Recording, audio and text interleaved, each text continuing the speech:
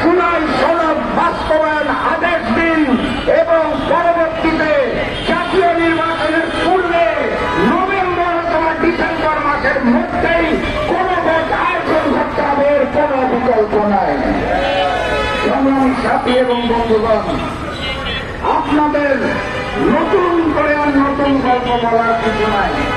আপনারা সকলেই জানেন আমরা দীর্ঘদিন ধরে এই বাংলাদেশে পিআর পদ্ধতিতে নির্বাচনের জন্য আবেদন করছি, আমরা অনুরোধ করছি, আমরা বক্তব্য রাখছি, আমরা মিছিল মিটিং সেমিনার মানববন্ধন করছি, কিন্তু অন্তর্বর্তী সরকার পিআর পদ্ধতিতে নির্বাচনের ব্যাপারে এখনো সম্মতি দেয় নাই।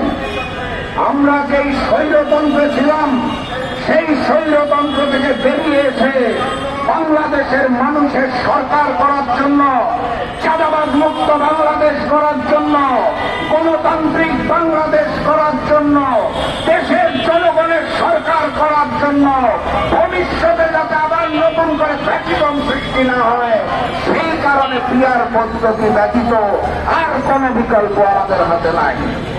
অতএব পিআর পদ্ধতিতে জাতীয় নির্বাচন আয়োজন করতে হবে।